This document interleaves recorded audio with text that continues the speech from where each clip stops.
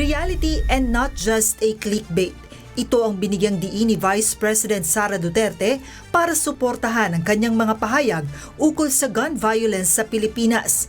Sa statement na inilabas ng Vice Presidente, nanindigan nito na totoong laganap na ang gun violence sa bansa at hindi umano ito dapat gawing clickbait o basta headline lamang. Ayon sa pangalawang Pangulo, masyado ng karaniwan ng mga ulat ng pamamaril, pagpatay, pagkidnap, sexual violence at iba pang mararahas na krimen sa Pilipinas. Giit nito, hindi na rin umano nakararamdam ng kaligtasan ang maraming Pilipino dahil sa patuloy na mga insidente ng karahasan. Binigyang diin pa ni VP Duterte na dapat ituring na pambansang prioridad ang kaligtasan ng mga mamamayan dahil hindi lamang ito tungkol sa kanya kundi sa kinabukasan ng mga susunod na henerasyon.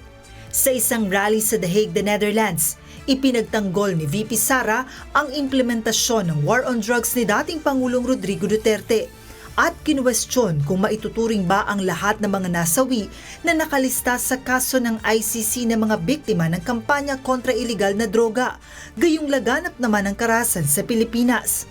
Ayon pa kay VP Duterte, maaaring may iba pang dahilan ng ilang pagpatay tulad ng krimeng may kinalaman sa personal na alitan, krimen dahil sa relasyon o hold-up at hindi rin ito agad na may uugnay sa war on drugs. Paliwanag pa niya, malala na ang gun violence sa Pilipinas na umaabot na sa punto kung saan mayroon ng mga gunman for hire sa mababang halaga.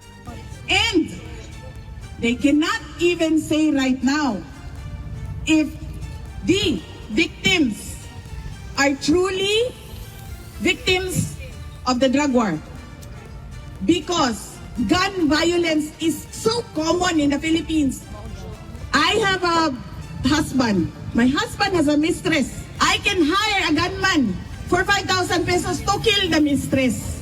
That is how, for 5,000 pesos. That is how bad gun violence in the Philippines is. Iginiit din ni VP Duterte na hindi lamang tungkol sa kanya ang usapin, kundi sa kaligtasan ng mga Pilipino. Samantala, tumugon naman ang Malacanang sa mga naging pahayag ng pangalawang Pangulo tungkol sa karahasang nangyayari sa bansa. Ayon kay Palace Press Officer Undersecretary Claire Castro, kung may impormasyon si VP Sara tungkol sa laganap na gun violence, dapat ay tumutulong ito sa pamahalaan upang masawata ang ganitong mga krimen.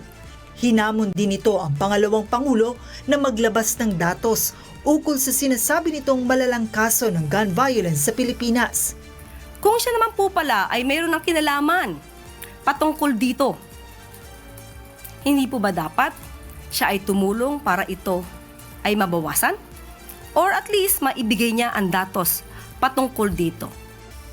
Dagdag pa ng palasyo, matagal nang nagsilbi si VP Duterte bilang isang opisyal ng pamahalaan. Gayon din ang kanyang ama na si dating Pangulong Rodrigo Duterte. Kaya kung totoo anya ang kanyang mga pahayag, dapat ay naagapan na ang ganitong uri ng krimen. Pinunari ng Malacanang ang paggamit ito ng halimbawa tungkol sa pagkuha ng isang asasin. Matagal na siyang opisyal, matagal din namuno ang kanyang ama bilang presidente. Bakit kaya hindi ito nasawata kung totoo ang kanyang binabanggit patungkol dito? Dapat siya na ang nauna na ito ay pigilan at hindi i-promote ang pagkausap sa isang assassin para pumatay sa taong kanyang kinaiinisan o sa taong siya ay galit. Tiniyak naman ng palasyo na nananatili ang paglaban ng administrasyon ni Pangulong Ferdinand Marcos Jr. sa anumang uri ng kriminalidad sa bansa.